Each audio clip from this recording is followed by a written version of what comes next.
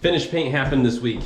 I'm not lying to you this time. You can see behind me, the walls are a different color than the ceiling. Ceiling's typical ceiling white, and all the walls are antique white.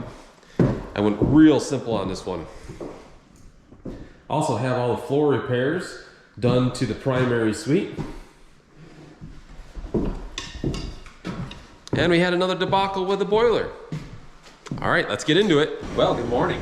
It's Monday and the guys are just spraying away up there. I came in a couple hours late, yeah, because I don't really have that much to do while I'm waiting for them.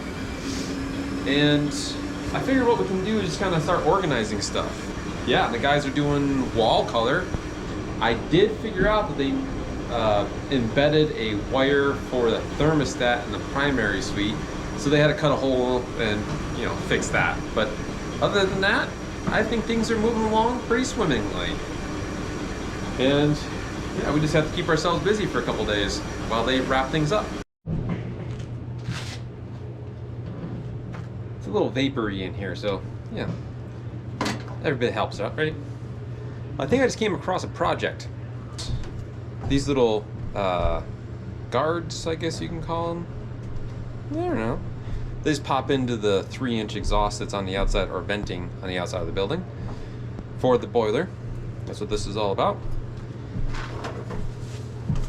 And this little guy, I'm not sure why it wasn't installed to begin with, but this little fella is an outdoor air temperature sensor, which gives the boiler more data to make sure it's doing a burn correctly. Because if it knows what air temperature is coming into the boiler, it can, you know, change its air fuel ratios and all that sort of thing.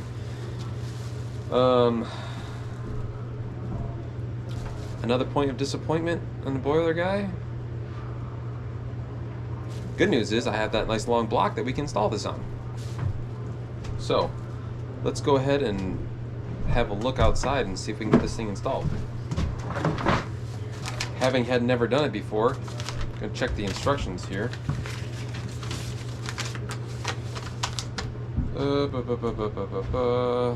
Position the outdoor sensor on the north-facing wall. Perfect. At least 2.5 meters from the ground and away from direct sunlight. Well, the air intake, I bet you, is pretty close to 8 feet away, and that's on a block. We could run the wire right up that pipe on the back side, a couple zip ties. Yeah, let's go have a look at that. Battery's at 79%. We'll see if it can survive being outside. She typically doesn't like to be outside. Well, we'll find out.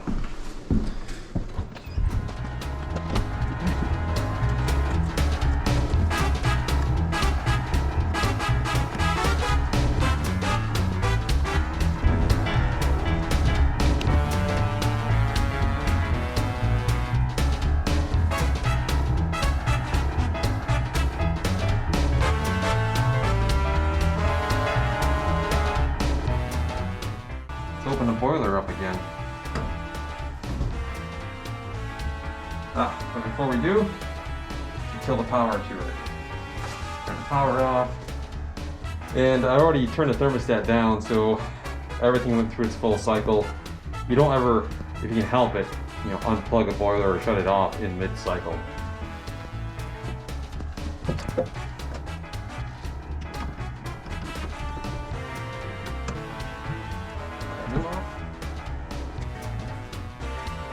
You in here a little bit closer,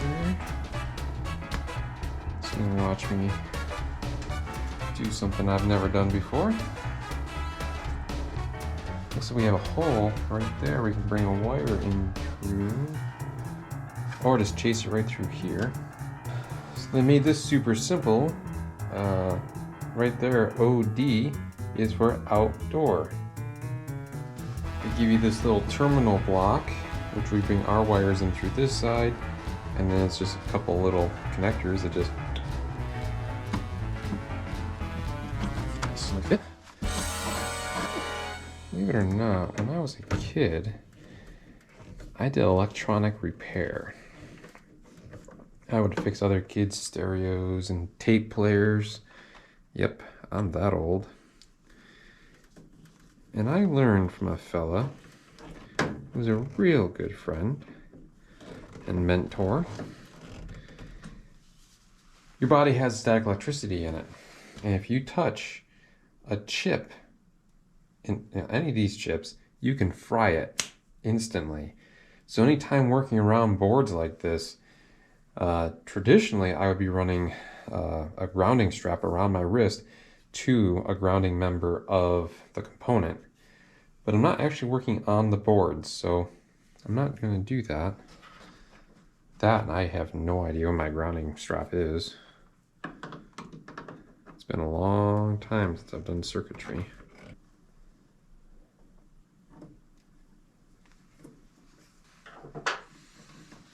Yeah, that should just pop right in there. And voila, it just popped right in there. Well, what did I do with that little cover? Wow. Oh, there it is. I clipped over like that. That popped on.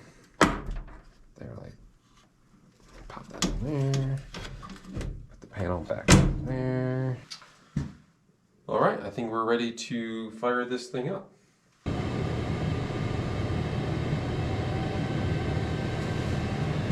I can get you in here too. All right, this little guy here is for the domestic hot water, which we don't have connected yet, so that's why it's not circled. This here is for central heating, so distribution heating, which is active, so it has the box around it. This here is showing how much more the boiler can warm up, and it's running full. That there, indicator showing that the outdoor air temperature sensor is connected, so we got that done correctly.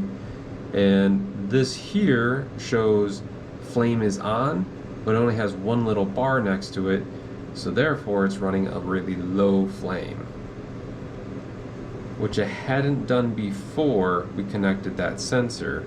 Before, it was running this kind of a short cycle, so it was running on, off a bunch of times. So this should now run more efficiently by not running full flame and then partial flame. Good morning. The week is clipping right along already. It's Tuesday, and the guys are downstairs in the basement painting. As you can hear the sprayer in the background there. Yep. So I'm gonna get into work on the subfloor issue that we found last week with a rotted out section.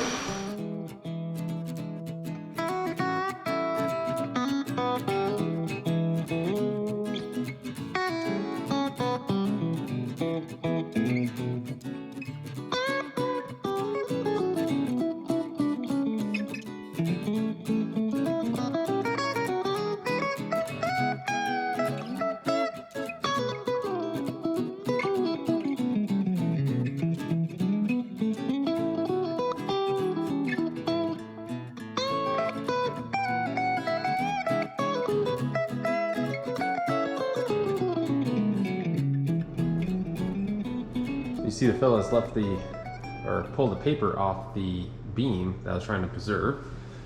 And in the process, actually I think this is old. I don't think this is from these guys.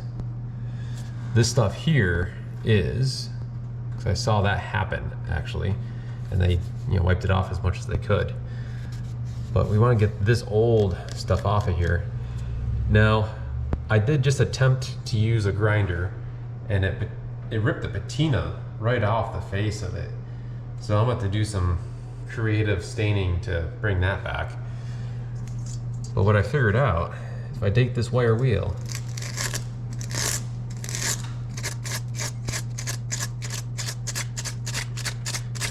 it just takes it right off of there. Super easy. I'll have to grab my knife and cut this tape off, but I'll take this off and we can call this night, well, over with. It was a good day. I didn't get a ton done myself, but As you can see, the guy sure did. The whole upstairs is pretty much finished paint. A couple little items need to be touched up, but yeah, it's pretty much done. And they unwrapped the timber frame, which was really cool. I was actually kind of nervous about doing that myself. I've had bad luck pulling masking off. So, yeah, that's why I hire professionals, right? Well, I'm gonna wrap this up and then I'm gonna head home. I do have to stop by, I gotta go to the drugstore and get drugs for my cat. All right, well, good night, and I'll see you in the morning.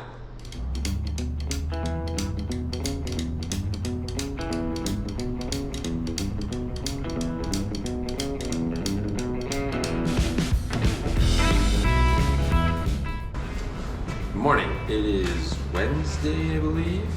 Yep. And I want to get this light fixture cleaned up and put in, which involves utilizing the scaffolding that the guys have set up for painting. And yeah, that's where I'm going to start.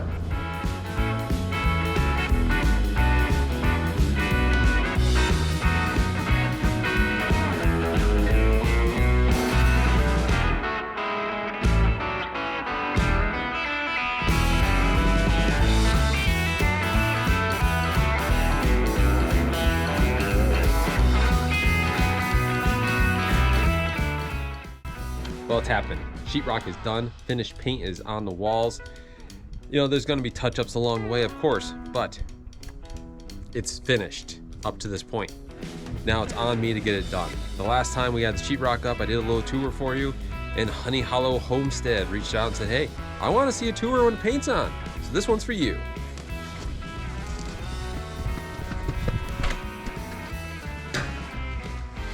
Mudroom entry. Up there we have the exposed framework from the original, that'd be the Cure Porch header. I wanted to leave it exposed. And you see I was able to clean up most of the mud off of it. And have a little more detailing to do, and then this little project will be finished. Coming to the kitchen and eat-in dining area. I went with antique white on the walls from Benjamin Moore, and just standard old ceiling white at the top.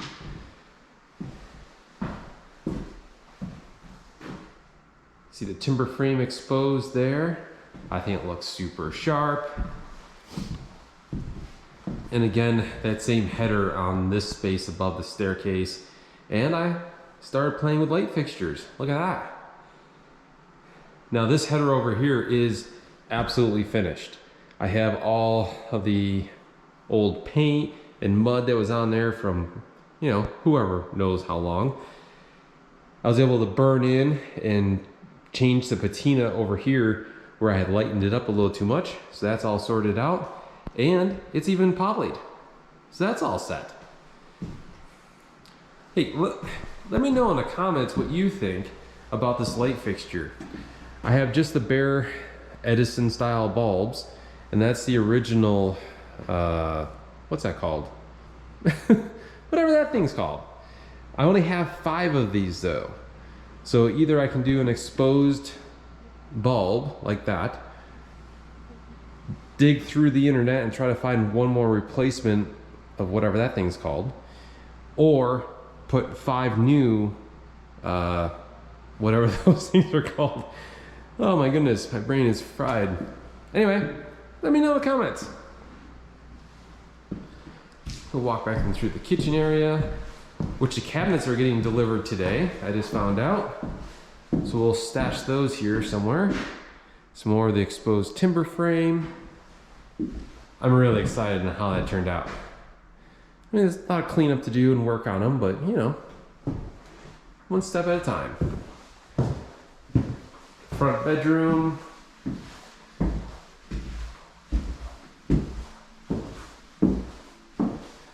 Jack and Jill. Back bedroom.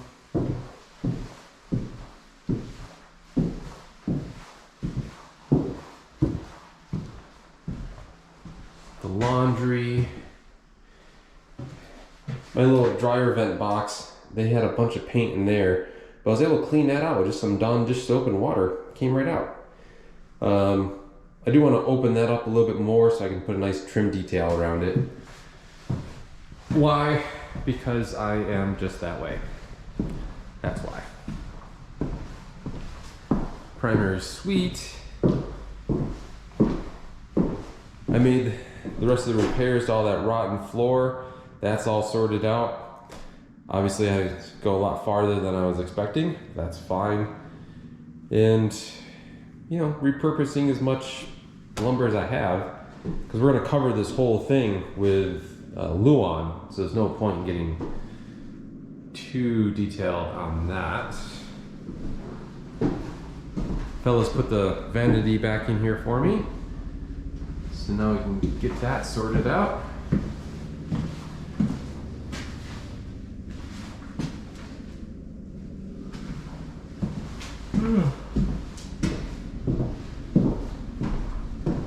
That's just a thermostat wire. That's why the hole there. They had mudded completely over that, and so we had to do some digging and found it, and they had to patch that whole section there. That's okay.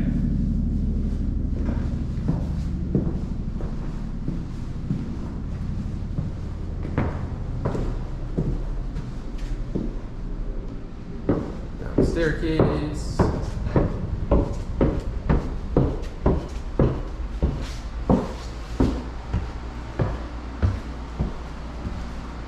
And the game room.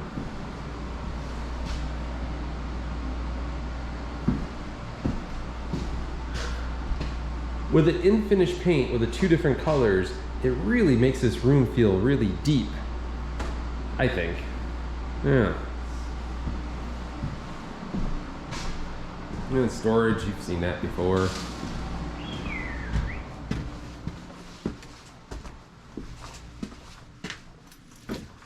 Yep, still a hot mess in here. And it will be for a while. That's fine. And then this little garden room. It's all sorted out. Well, not that I have to ask you, but let me know in the comments. What you think? I'm pleased with the way Sheetrock went. You know, it could always be faster, it could always be, I wouldn't say cheaper, you don't want to go cheaper. The quality's there, they charge me a reasonable rate, it's done. I mean, I got some stuff to sort out afterwards, but that's fine, it's fine. A little bit on my part is fine. Well, so now the question is, where do I begin? There's so much to do now. And honestly, I think I'm gonna begin with lunch. I'm hungry and I'm coming down with something. I'm not sure what it is, but I think I'm gonna need to pace myself for a couple of days. There you go. I have all my doors listed. Looks like we have 1, 2, 3, 4, 5, 6, 7, 8, 9, 10, 11, 12, 13. Lucky 13. All right. 13 doors. So when you're going to order your doors, you need to know where your hinges are going. And that seems to bring a lot of confusion to people. And let me show you the easiest way that I know to choose your door.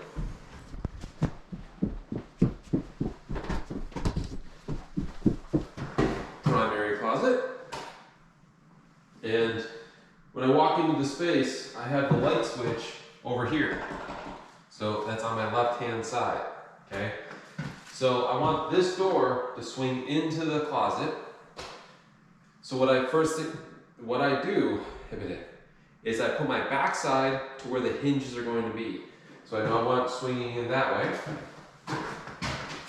So put my back side against the hinge side. And then I say, all right, which way do I want the door to go? Light switch is there, I want it to swing inward. It's a right-hand door, okay? So whatever way your arm swings, as if it were the door, that's how you know. Yeah. So if it was on this side, it was swinging in, it'd be a left-hand door. Make sense? Definitely gonna put out a short for that once I start hanging doors. Oh, I am feeling it.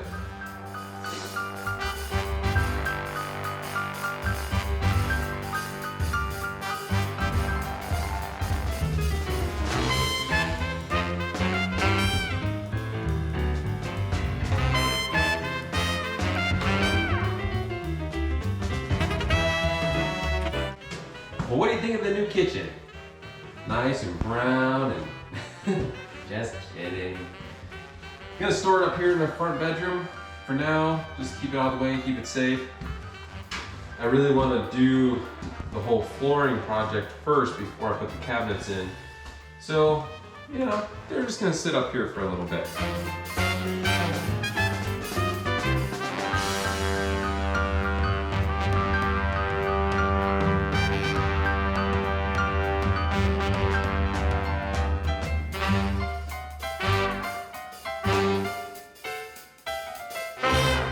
Good morning. It's Friday already. I took yesterday off. I felt awful. I was out for the count. So today I slept in, gave myself an easy start, helped recover because I've been known to go full bore as soon as I feel relatively okay. And it just hurts me in the long run. I'm getting older. So we're gonna keep it easy today. I stopped by Ollie's, especially wood products over there in Bloomingdale, and picked up a bunch of trim, and it's snowing pretty heavily right now. So I want to get that trim in, get it wiped off, and get it stacked in this space. And then we'll start trimming the house on next week. I don't want to do any critical thinking today. My mind is super foggy. I couldn't even do basic math at Ollie's. Yeah, we're gonna keep it simple today. Well, you can see the pile of snow here.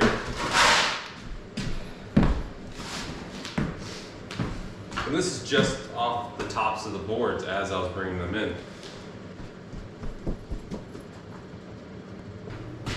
So this pile here is just window and door trim and a little bit of baseboard. I got enough to get me started and some other jams and extensions and things like that that I need to create out of this pile. So that'll get me started. We'll save that for Monday. Now it's time to run out to Curtis and order the doors. Okay, let's do that.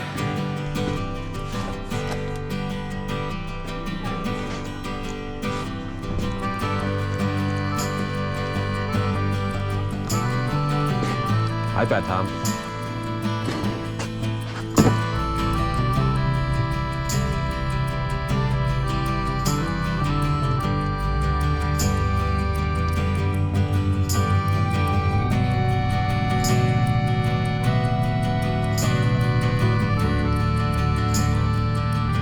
Back from Curtis, I decided to go with a 5-panel shaker door, and that's a real typical traditional door for this area.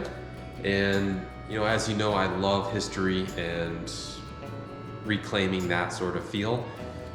So that's why I chose that door. And my cabinets are all shaker cabinets, so it's all gonna be, matchy-matchy, which is really nice, I think. So, those are coming-ish. There's a little detail on double door she has to sort out, and once she has that sorted, then we're gonna get those ordered. It'll be about just shy of $5,000 to outfit this house with doors. Just the purchase price, obviously not installation. So, with that all said, I'm gonna call it a day. I don't feel well, and I just don't trust myself to make cutting decisions. So with that said, thank you for stopping by High Peaks Home.